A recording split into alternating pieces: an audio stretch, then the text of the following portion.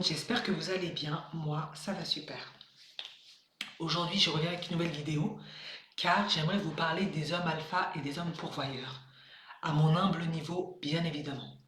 J'entends et je vois un certain nombre de personnes, coachs et autres, parler des hommes alpha, des hommes pourvoyeurs, de leurs attentes, de leurs exigences, comment on pourrait faire des femmes pour en avoir, entre autres les femmes noires plus particulièrement.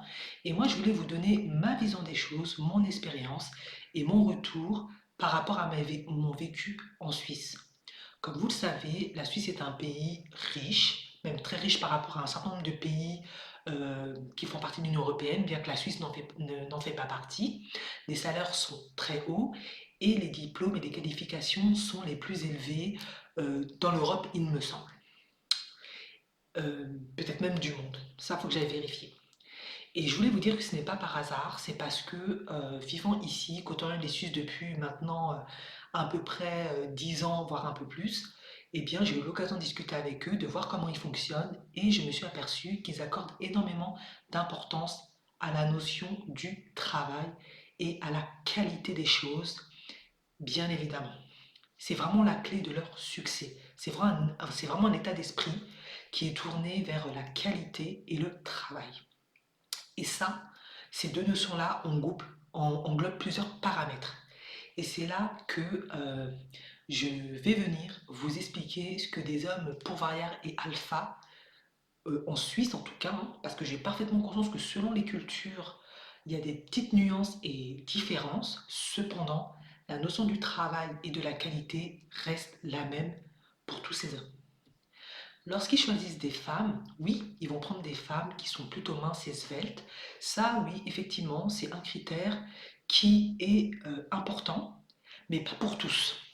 Et c'est là où ça devient intéressant, parce que lorsque on vit ici et que on a l'occasion de les côtoyer, de les observer, de leur parler, d'échanger avec eux, on s'aperçoit que toutes leurs femmes ne sont pas forcément minces et sveltes et sportives. Non, certains ont des formes, sont parfois légèrement en surpoids, et ça peut paraître surprenant, mais lorsqu'on regarde de plus près, on s'aperçoit qu'elles ont des qualités autres qui font qu'ils les ont choisies. Bien sûr, quand on discute avec eux et qu'on a l'occasion de comprendre pourquoi il est préférable d'avoir une femme plutôt mince et sportive et qui sait s'entretenir, eh bien, ils expliquent tout simplement que le fait d'être mince, d'être sportif, c'est un signe de performance et de dynamisme, pardon, parce qu'en effet, une femme qui souvent est en obésité ou qui est vraiment en surpoids, ça renvoie l'image de quelqu'un de fainéant qui n'aime pas travailler et qui est peu dans la performance. Alors je ne vous dis pas ceci par faire de la grossophobie, mais c'est ce qui est dans l'inconscient collectif et dans les croyances en particulier. Ce qu'il faut aussi noter, c'est ces hommes-là, ils ne vont pas forcément prendre des femmes d'une extrême beauté. Certains le font, ça dépend toujours du niveau, mais d'autres prennent parfois des femmes mignonnes ou parfois on peut les trouver même pas jolies, mais parce qu'elles ont d'autres qualités. Et c'est là où j'en viens. Les qualités, surtout en Suisse, que moi j'ai pu observer, qui, je pense aussi, se rejoignent dans d'autres cultures, c'est la notion du travail et de la qualité. Et c'est là que souvent les femmes noires peuvent un peu échouer. Oui, les femmes noires sont travailleuses, oui, elles ont la notion de qualité, mais il faut savoir que selon le niveau où l'on se situe dans la société, ce n'est pas les mêmes exigences et ce n'est pas la même perception du travail et de la qualité. Et malheureusement, lorsque l'on ne l'a pas vécu, lorsque on ne l'a pas appris, on ne peut pas le savoir. Et c'est pour ça que je fais cette vidéo, pour un peu développer cet aspect-là. Par exemple, comment je pourrais expliquer ça? Une personne travailleuse, ça va se refléter dans un premier temps, pas forcément, ça peut se refléter dans le métier qu'elle fait, mais ça va surtout se refléter dans les études qu'elle entreprend. En effet, lorsqu'on discute avec ces hommes-là, et même ces femmes-là qui sont alpha, hein, qui gagnent bien leur vie, eh ben, ils auront tendance à tout de suite demander qu'est-ce que tu fais dans la vie. Et selon ce que tu vas leur dire, eh ben, ils vont te classer. Pas par arrogance, par mépris ou par discrimination, mais parce que ça leur donne une idée de qui tu es. Et je pense que c'est quelque chose que, en tout cas dans la communauté noire, on a souvent tendance à ne pas comprendre et saisir, en tout cas pas par tous, hein, comprenez-moi bien, parce que en Afrique, il y a d'autres paradigmes. En effet, dans la culture africaine, souvent la femme, pas dans tous les pays bien sûr, elle va surtout être évaluée à sa famille, à sa capacité à faire la cuisine, à sa volonté à prendre soin de l'homme, à être un peu plus soumise, respectueuse, etc. Ben, il faut savoir qu'en Europe, mais en tout cas en Suisse, on part du principe que tu as une bonne éducation.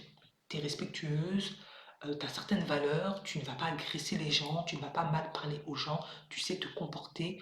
On part du principe que ça, c'est quelque chose qui est quand même acquis. On n'a pas besoin. Normalement, si tu as une bonne éducation, on part du principe que tu l'as. Maintenant, ce qui va faire la différence, c'est ce que tu as appris. Donc, on va toujours te demander qu'est-ce que tu fais comme métier. Et si tu n'es pas étudiante, ou en tout cas, si tu es étudiante, tu dis que je suis étudiante, et selon ce que tu étudies, ça te positionne aussi. Tout de suite, on va déduire quel est ton état d'esprit. En revanche, si tu as un emploi, selon ce que tu fais, ça va aussi te positionner. Et ça, c'est important de le savoir. Si tu fais du droit, tu seras plutôt vu comme une personne qui a de l'ambition, qui est performante, qui est tenace, qui en veut, qui est carré, qui fait bien les choses. Si tu fais une école d'art, selon quelle école d'art tu fais, que ce soit le conservatoire parce que tu fais de la musique classique, du piano ou autre, ou si tu fais des arts, ça va dépendre de comment tu le fais, à quel niveau tu le fais et qu'est-ce que tu as l'intention de faire avec et qu'est-ce que tu as déjà réalisé avec. Parce qu'il y a les futurs potentiels et le potentiel qui est déjà là. Et tout ça, c'est analysé. Une fois que ça, c'est là, bien sûr, comment il va aussi choisir sa femme. C'est comment, s'il l'épouse et qu'il la met dans sa maison, elle va s'occuper de la maison, comment elle va l'entretenir. Car il faut savoir que, en tout cas en Suisse, beaucoup de femmes restent à la maison parce que c'est plus pratique dans le sens où trouver des crèches, ben, il n'y a pas de place. Et les crèches sont privées, donc elles sont payantes, elles sont très chères. Et souvent, la plupart estiment qu'ils préfèrent éduquer leurs enfants jusqu'à ce qu'ils rentrent à l'école primaire, c'est mieux. Sauf que lui, il va, en tout cas le pourvoyeur ou le alpha, il va surtout rechercher chez sa future femme, la future mère de ses enfants, la coach, la leader, l'assistante personnelle. Il va rechercher plusieurs choses chez cette femme. Et ça, c'est important de le savoir. Il n'a aucun intérêt à épouser une femme magnifique si elle n'a aucune capacité à réfléchir, à établir des stratégies, à s'organiser et à mettre en place des actions qui fonctionnent. Il n'a aucun intérêt à le faire, ça va servir à rien. Et même si vous payez du personnel, ce personnel-là, il faudra le manager, il faudra être le leader en tant que femme. Parce que lui, il sera en train de travailler ou il gérera ses business, il ne pourra pas s'en occuper. Et ça, c'est important à le savoir. Et je pense qu'à ce niveau-là, beaucoup de femmes africaines échouent parce qu'elles ne l'ont tout simplement pas appris. C'est pas qu'elles sont plus bêtes que d'autres, mais c'est qu'elles ne l'ont pas appris, elles n'ont pas grandi comme ça. Elles doivent tout apprendre. Cependant, lorsqu'on est une femme qui déjà à la base n'aime pas se former, n'aime pas apprendre, n'aime pas s'adapter aux situations, n'a pas la capacité de faire les recherches pour s'approcher des bonnes personnes pour aider, ça va pas fonctionner. Et je peux vous dire, une femme qui sera dictatrice, dominatrice sur les personnels ça ne va pas non plus fonctionner. Il faut être un manager.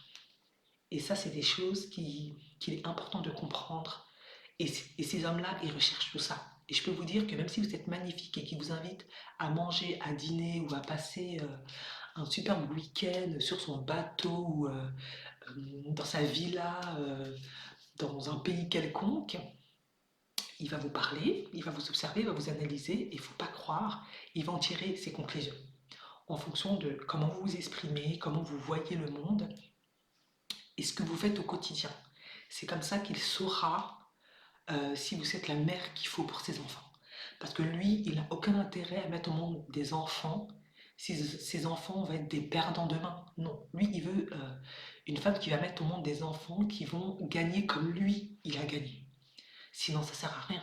Et oui, forcément, il veut quand même que ça reste au même niveau et même que ça se développe davantage, que ça aille de l'avant et pas que ça régresse. Et je crois que c'est quelque chose que beaucoup de femmes africaines ne saisissent pas. Elles pensent qu'il faut juste être magnifique, rentrer dans la maison et c'est bon. Non, déjà pour rentrer dans la maison, il faut déjà remplir un certain nombre de critères qui sont inconscients, conscients et qui à la base ne devraient pas être du calcul. Et une fois que on y est, il faut y rester. Et pour y rester, bah, il faut être intérieurement quelqu'un qui a des valeurs fortes, travail et qualité. Et à ce niveau, eh bien, je vais vous raconter une petite anecdote. Ben moi, je vis en Suisse, hein, je côtoie plein de femmes, je parle avec elles, qui sont étrangères ou suissesses. Et parce qu'il faut savoir qu'en Suisse, en fait, 50% des mariages sont par les hommes suisses avec des étrangères et 50% sont avec des femmes suisses. Donc c'est quand même très, non, c'est très important. Vous allez me demander pourquoi ils font ça. Ben, certains font ça parce que ils sont ouverts dans le sens où ils veulent de l'exotisme ou autre chose. Et d'autres font aussi ça parce que ben, ils n'arrivent pas toujours à répondre aux exigences des femmes suisses, parce qu'elles ont il y a certaines exigences quand même ici, et du coup ils prennent des femmes d'ailleurs, parce que comme elles n'ont pas toutes ces attentes-là, eh ben, ils ont moins de pression par rapport à ça. Cependant, ce n'est pas parce qu'il ne va pas acheter la maison tout de suite ou il ne va pas aller en vacances 2 fois par année dans certains lieux ou qu'il ne va pas ramener un certain niveau de salaire par mois qu'ils ne sont pas exigeants. Bien au contraire, c'est vraiment une société où l'exigence au niveau du travail, de la qualité des choses est très importante. Donc, on n'y échappe pas. Ils sont vraiment construits comme ça. Et s'ils estiment, excusez-moi du terme, que tu es quelqu'un de nul, eh bien, à part si eux-mêmes sont vraiment catastrophiques, ils vont pas vouloir être avec toi parce qu'ils ne veulent pas régresser. Ils sont vraiment comme ça. Et je trouve que c'est pas fou. À la base, il faut se maintenir. C'est comme ça. Ils ne sont pas devenus ce qu'ils sont parce qu'ils sont fainéants. Et du coup, je reviens sur ma petite anecdote. Euh, je connais une femme africaine hein, qui vient d'Afrique, qui a eu la chance d'épouser un homme alpha, bien qu'elle elle venait d'une famille africaine pauvre, qu'elle n'avait pas grandi à l'Occident et qu'elle a fait des études d'infirmière. Hein. Comme quoi, vous voyez, c'est pas forcément des hautes études et autres. Elle a fait des études d'infirmière et du coup, elle a eu la chance d'épouser cet homme-là. Elle a aussi eu la chance de l'épouser parce que lui, il arrivait à un certain âge, 40 ans il me semble, ou peut-être 43, quelque chose comme ça, où il n'avait pas trouvé de femme parce que peut-être il n'a pas trouvé celle qui lui convenait, ou peut-être qu'il était timide, je ne sais pas trop. En tout cas, elle a eu la chance de le rencontrer, il l'a épousée et tout, et elle s'est retrouvée dans de très bonnes conditions, à savoir une belle maison, grande. Honnêtement, elle avait vraiment gagné le jackpot. Mais à un moment donné, pourquoi ils ont commencé à parler du divorce? Parce que venant d'une culture africaine où la famille est très importante, eh bien, elle s'est dit, vu que maintenant j'ai mon pourvoyeur, j'ai mon boulot, parce qu'elle, elle a quand même continué à travailler, ce qui est très honorable d'ailleurs, elle s'est dit, je vais pouvoir faire venir tout le monde. Et c'est ce qu'elle a tenté de faire. Elle a réussi à faire venir deux de ses frères, il me semble. Après, elle les faisait venir, ou les gens venaient souvent d'Afrique, ils restaient à la maison et tout. Et malheureusement, ben, c'est là où ça a commencé à devenir compliqué. Plus l'argent qu'elle se donnait le droit d'envoyer régulièrement, ben, comme c'est chez nous. Sauf que ben, ça ne marche pas. Parce que cet homme-là, comme la plupart des hommes dans ce pays, ce n'est pas qu'ils ne veulent pas soutenir, mais ils partent du principe que dès l'instant où tu les as épousés, la priorité doit être mise sur les enfants et la famille.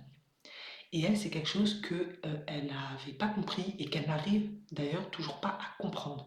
Elle, elle veut se concentrer sur sa famille en Afrique et lui, il estime qu'on peut les soutenir, mais pas au niveau de priver ses enfants et la famille ici. Et ça, c'est déjà un premier point de litige entre eux. En deuxième, et de deux, elle avait, j'en avais déjà parlé d'ailleurs sur ma chaîne, elle avait un, un, un défaut, on va dire, c'est qu'en Afrique, pas dans toutes les familles bien sûr, on a tendance, quand ça va pas avec l'enfant, à le corriger, à le taper. Sauf que ici, ça ne fonctionne pas du tout comme ça. Il faut communiquer, etc. Et ben ça, c'était aussi un gros problème de litige parce que lui, il n'accepte pas qu'on tape sur ses enfants. On communique et elle, en fait, avec le temps, elle a commencé à être de plus en plus en difficulté, ça ne fonctionnait pas. D'autant plus, il y avait d'autres aspects, c'est qu'elle avait une très faible capacité à connecter avec des femmes suissesses blanches, mais aussi avec des femmes africaines. Chaque fois que, bon, déjà les femmes suissesses, elle avait abandonné parce que je pense qu'elle s'est rendue compte qu'elle n'arrivait pas à avoir de points communs. Et de deux, les femmes africaines, pourquoi ça ne marchait pas? Parce que beaucoup de femmes africaines qui étaient ici, elles s'étaient battues déjà pour être dans ce pays, pour avoir un boulot, pour s'en sortir. C'est déjà assez difficile comme ça ici. Et du coup, elle, chaque fois qu'elle s'approchait de ces femmes-là, ça finissait toujours en conflit parce que elle avait toujours le mécanisme qu'on retrouve assez dans la culture africaine où, parce qu'elle, elle est en position financière de force, ou qu'elle a des enfants, ou parce que la culture africaine aussi est comme ça, elle se dit, tu vas bosser pour elle, tu vas t'occuper de tes enfants, tu vas l'aider, quoi. Sauf que, ben, en tout cas en Suisse, peut-être aussi dans d'autres pays, c'est comme ça fonctionne pas comme ça. Si tu veux une nanny, tu la payes. Si tu veux qu'on t'aide avec le ménage et autres, tu payes. Tu ne te lis pas d'amitié avec les gens uniquement pour qu'ils te soient utiles pour ton quotidien. Ça ne fonctionne pas comme ça. Et du coup, elle est de plus en plus en difficulté parce que au niveau stratégique, ça ne fonctionne pas, au niveau social, ça ne fonctionne pas, au niveau intégration et compréhension, ça ne fonctionne pas, au niveau gestion financière, ça ne fonctionne pas. Et au niveau organisationnel, ben, ça ne fonctionne pas non plus. Du coup, lui, il lui a conseillé de rester à la maison pour pouvoir mettre tout ça en place. Mais elle, elle ne veut pas rester à la maison parce qu'elle va à tout prix gagner son argent pour pouvoir entretenir sa famille en Afrique ou je ne sais pas quoi, je ne sais pas quoi. Donc la situation est devenue très, très, très, très, très compliquée et tendue. En gros, c'est pour vous expliquer que il ne s'agit pas d'avoir juste un pourvoyeur et un alpha et de se dire tout va rouler. Non, il faut avoir compris et intégré un certain nombre de choses. Ces hommes-là ne sont pas toujours fermés à l'idée d'épouser des femmes d'ailleurs. Non, c'est vrai qu'on a tendance à se dire ils préfèrent être avec des femmes blanches comme eux, pour des hommes blancs, ou noires ou blanches si c'est des, enfin, ou blanches quand c'est des hommes noirs. C'est pas si simple que ça. C'est qu'à un certain niveau, il y a énormément de choses qu'il faut comprendre, souvent très vite, qu'il faut intégrer, qu'il faut savoir mettre en pratique. Et malheureusement, beaucoup de femmes noires à ce niveau, elles échouent parce qu'elles ne savent pas, elles ne comprennent pas. Et quand on ne comprend pas souvent quelque chose et que on est en insécurité, il y a des mécanismes qui se mettent en place comme la violence, l'agressivité, la négligence, la fuite. On commence à procrastiner et dans un système comme ça ne fonctionne pas. Parce qu'on recherche des personnes travailleuses qui savent réfléchir, qui savent mettre en place des solutions lorsqu'elles rencontrent des problèmes, qui savent communiquer, qui savent socialiser un minimum, qui savent aussi être jolies et s'habiller. Mais avant tout, il y a quand même des qualités qui sont très très très importantes qu'il ne faut pas négliger. Et pour conclure cette vidéo, il y avait aussi une autre problématique. Comme elle, elle préférait aller travailler pour gagner de l'argent, pour envoyer en Afrique, et surtout l'éducation des enfants, ce n'est pas énormément sa priorité, parce que je suppose que là où elle a grandi en Afrique, on ne mettait pas beaucoup l'accent sur l'éducation des enfants, vu elle avait pas eu de père, elle avait eu que sa mère qui a dû se débrouiller avec les enfants. Eh bien, elle avait tendance à faire garder les enfants par-ci, par-là, comme on fait un peu en Afrique, quoi. Peu importe qui garde un peu les enfants. Sauf que ça ne fonctionne pas parce que tu dois faire attention où tu gardes tes enfants, à qui tu les gardes, tu dois être très consciencieux là-dessus. Et je pense que toutes ces différences de culture font qu'aujourd'hui elle est en extrême difficulté parce que même les femmes noires ne peuvent pas l'aider. Pourquoi? Parce que quand tu lui donnes des conseils ou tu veux l'aider, elle ne t'écoute absolument pas. Elle veut juste que tu obéisses et que tu sois comme sa servante, comme c'est un peu dans la culture africaine. Tu gères les enfants, tu fais ce qu'il y a à faire et tu la laisses comme elle est. Sauf que ça ne marche pas comme ça. Il faut être capable d'apprendre, de s'adapter, c'est extrêmement important. Plus tous les problèmes de caractère, qu'elle a parce qu'elle ne connaît rien d'autre. Elle a que des mécanismes de défense qui sont dysfonctionnels parce que elle ne connaît rien d'autre. Elle ne comprend pas. Et c'est vrai que pour avoir discuté avec moi, il y avait des choses élémentaires qu'elle n'arrivait pas à comprendre parce que ce n'était pas de sa culture et peut-être aussi qu'elle n'avait pas l'intelligence et la capacité pour. Il faut aussi l'accepter. Du coup, c'est ce qui fait que même si on arrive à trouver un homme alpha, c'est pas garanti qu'on le garde parce qu'il faut être capable de se remettre en question constamment. Il faut être capable d'aller parler aux bonnes personnes. Il faut être capable d'apprendre de s'adapter constamment aux situations. Et comme je l'ai dit, il faut être une mère, il faut être une coach, il faut être une leader, il faut être aussi une psychologue, il faut être quelqu'un qui a une bonne capacité d'écoute et d'empathie. Et si on n'a pas non plus ça, on n'est pas non plus utile à l'homme et ça ne fonctionne pas non plus. Il faut être capable, quand lui, il a des problèmes au boulot, de l'écouter, de le soutenir. Et si demain, il lui arrive quelque chose, il doit être sûr que on est capable de gérer son business pour au moins les enfants. Et tous ces paramètres-là font que souvent, on passe à côté. Voilà, donc ça c'était ma petite vidéo pour vous donner un peu mon retour, mon point de vue, mon expérience. Je peux me tromper, mais en tout cas, moi, c'est ma vision des choses. Et de l'expérience que j'ai, le recul de ce que j'ai. Voilà, par rapport à la question. Merci de m'avoir écouté et je vous dis à la prochaine vidéo. Ciao, ciao.